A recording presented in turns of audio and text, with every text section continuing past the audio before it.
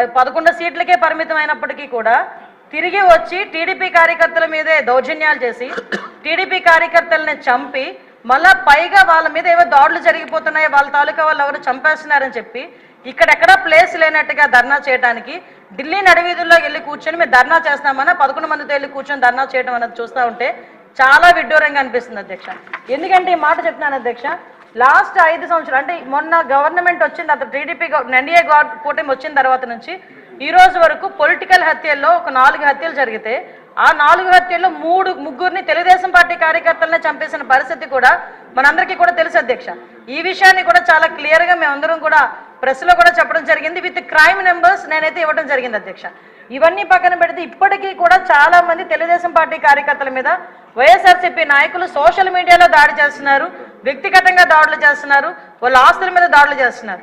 అంటే ఇప్పటికీ కూడా అంటే ఎందుకు చెప్తున్నానంటే వాళ్ళు తిరిగి మేము చేస్తున్నామని చెప్పి టీడీపీ వాళ్ళు చేస్తున్నారు, జనసేన వాళ్ళు చేస్తున్నారు, బీజేపీ వాళ్ళు చేస్తున్నారని చెప్పి ఢిల్లీ నడివీధుల్లో కూర్చొని 36 మంది పొలిటికల్ హత్యలు జరిగినాయని ఎంత సిగ్గు లేకుండా మాట్లాడుతున్నారో ఒకసారి మనం కూడా ఆలోచించుకోవాలి అధ్యక్ష.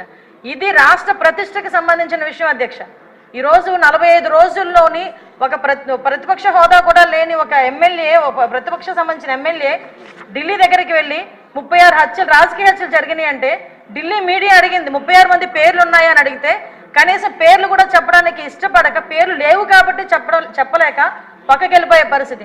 ఈరోజు మేము అడుగుతున్నాం, అరే 36 హత్యలు జరుగుతున్నాయని అడుగుతున్నావు, ఎక్కడికో వెళ్ళి మాట్లాడుతున్నావు, అసెంబ్లీ సమావేశాలు జరుగుతున్నాయి అక్కడికి వెళ్ళి ధర్నా చేసావు, ఈ రోజు ఇక్కడికి ఆల్రెడీ నువ్వు అమరావతి వచ్చావన్న సంగతి ఇక్కడ మా అందరికీ తెలుసు. ఈ రోజు వచ్చి అసెంబ్లీలో కూర్చొని ఆ 36 మంది వివరాలు ఇచ్చే దమ్ము లేదా నీకు? ఈరోజు ఆ 36 మంది వివరాలు మాకు ఇచ్చి దాని మీద ఎంక్వైరీ చేయించుకునే దమ్ము లేదా నీకు? ఈరోజు అసెంబ్లీ సాక్షిగా అడగాల్సిన వాటిని పక్కన పెట్టుకొని ఎక్కడో ఢిల్లీలోకి వెళ్ళి రాష్ట్ర ప్రతిష్టను దెబ్బతీసే విధంగా, రాష్ట్రం మీద రక్తమరకలు అంటినట్టుగా వాటి అన్నిటికీ కూడా ఫోటో ఎగ్జిబిషన్ ఒకటి పెట్టి దాన్ని చాలా ఏమార్చి అక్కడ వాళ్ళని ఏదో రకంగా పెట్టుబడులు రాకుండా, పరిశ్రమలు రాకుండా అడ్డుకోవడానికి ఒక కుట్రపూరితమైన వాతావరణాన్ని సృష్టించడానికి మాత్రమే చేస్తున్నాడు అధ్యక్ష. ఇతగారి తాలూకా నైజం కూడా చెప్పాలి అధ్యక్ష. అధికారంలోకి వచ్చిన తర్వాత 2024 అధికారంలోకి వచ్చింది అధ్యక్ష.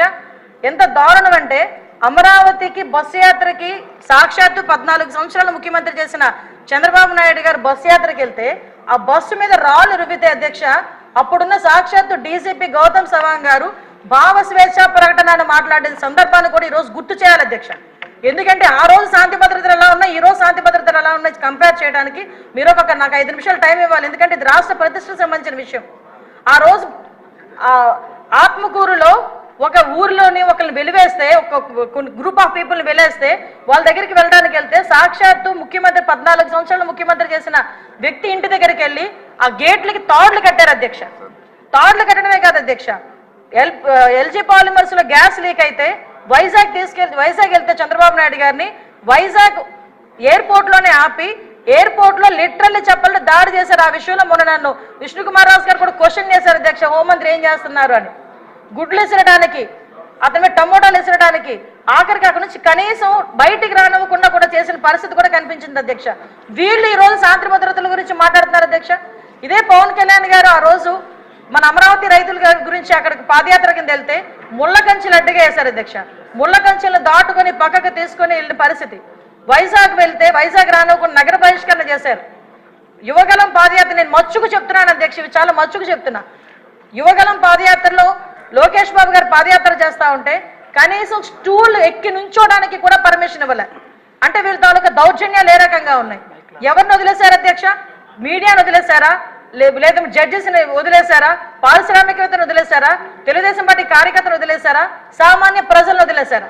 ఎవరిని వదిలేశారు అధ్యక్ష? అధ్యక్ష నాకు ఒక్క 2 నిమిషాలు విషయం. ఎందుకంటే అధ్యక్ష వీళ్ళు ఈ రోజు 1 మినిట్ 12 గంటలకి మన గౌరవ ముఖ్యమంత్రి గారు శాంతి భద్రతల మీద వైట్ పేపర్ రిలీజ్ చేస్తున్నారు. అంచేత వారు అన్ని వివరాలు చెప్తారు, మీరు క్లుప్తంగా చెప్పండి అంటే గుర్తు చేస్తున్నారు అధ్యక్ష. ఎందుకంటే ఈ విషయం ఏంటంటే వీళ్ళు మన నోటికి మరుపు ఎక్కువలా ఉంది అధ్యక్ష. మాట్లాడితే ఏ రోజు ఆ రోజే మాట్లాడుతుంటాడు జగన్మోహన్ రెడ్డి.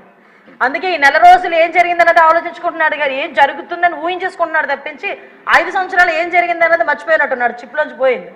ఒకటి అధ్యక్ష, ఈ రోజు నేను ఎందుకు చెప్తున్నానంటే అధ్యక్ష, ఇన్ని చెప్పి నేను ఒకటే డిమాండ్ చేస్తున్నాను అధ్యక్ష, ఎక్కువ టైం కూడా తీసుకోండి. నేను ఇటువంటి భయానక వాతావరణం సృష్టించే 5 సంవత్సరాలు ఇంట్లోంచి బయటికి రావడానికి కూడా భయపడి ప్రజల్ని భయభాంతులు చేసి వాళ్ళ భూముల్ని లాక్కొని ఓవరాల్గా చెప్పాలంటే నవ్వుని కూడా మర్చిపోయేటట్టుగా చేసే 5 సంవత్సరాలు ఈ రోజు ఈ 45 రోజుల్లో ఏదో ఉపద్రవం వచ్చేస్తుంది, రాష్ట్రపతి పాలన పెట్టేయండి అని చెప్పి తప్పుడు సమాచారాన్ని గవర్నర్ గారికి అదేవిధంగా ప్రధానమంత్రి గారికి రాష్ట్రపతి గారికి ఇవ్వడానికి తప్పుడు సమాచారంతో జంతర్ మంతర్ దగ్గర ధర్నా చేసేదంటే ఒకసారి నేను ఇక్కడ డిమాండ్ చేస్తున్నాను అధ్యక్ష.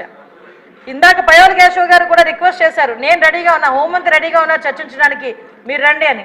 నేను ఇన్వైట్ చేస్తున్నా మళ్ళా పులివెందుల ఎమ్మెల్యే గారిని, రెండు ఒకసారి మీరు ఎమ్మెల్యే కదా, అసెంబ్లీ సమావేశాలు జరుగుతున్నాయి కదా, 36 హత్యలు అని చెప్పారు కదా, ఒక హోంశాఖ మంత్రిగా నేను రిక్వెస్ట్ చేస్తున్నా మిమ్మల్ని రెండు ఒకసారి చర్చించుకుందాం. 36 మంది పేర్లు ఎవరైతే ఇవ్వండి, ఆ పేర్లు డీటెయిల్స్ ఇవ్వండి.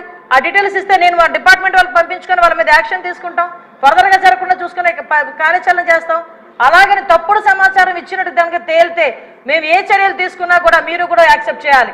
దానికి యాక్సెప్ట్ చేసే ఉద్దేశం ఉంటే డెఫినెట్గా మీరు మాకు చెప్పండి. అంటే ఇది రాష్ట్ర ప్రతిష్టను దెబ్బతినడానికి ఏదో రకంగా చంద్రబాబు నాయుడు గారి మీద, ఎన్డీఏ కూటమి మీద, పవన్ కళ్యాణ్ గారి మీద, లోకేష్ గారి మీద బురద చల్లడానికి మాట్లాడితే లోకేష్ బాబు గారి చేతిలో రెడ్ బుక్ ఉంది అంటారు. అరే రెడ్ బుక్ గురించి నీ కార్యకర్తలే పట్టించుకోవట్లేదు, నీకు మాత్రం నిద్ర రావట్లేనట్టుంది రెడ్ బుక్ గురించి ఆలోచించుకుంటా ఉంటే. విషయం ఏంటంటే ఆ రెడ్ బుక్ అనేది అవినీతి చేసిన వాళ్ళు, తప్పుడు పనులు చేసిన వాళ్ళ గురించి. ఈరోజు భుజాలు తడుముకుంటున్నారు, నాకు అర్థం కావట్లే. దయచేసి ఒకటే చెప్తున్నాను అధ్యక్ష, ఇటువంటి చవకబారు ఆరోపణలు గవర్నమెంట్ మీద చేసి చవకబారు ప్రశ్నలు వేసి రాష్ట్ర ప్రతిష్టను దెబ్బతీయకుండా ఉండే పరిస్థితి పులివెందుల ఎమ్మెల్యేకి రావాలని మనస్ఫూర్తిగా కోరుకుంటూ సెలవు తీసుకుంటాను అధ్యక్ష. అందరికీ చెప్తండి, వచ్చిన అవరు సుదీర్ఘంగా సాగింది. మధ్యాహ్నం 12 గంటలకి మన సీఎం గారు శాంతి భద్రతలపై శ్వేతపత్రాన్ని రిలీజ్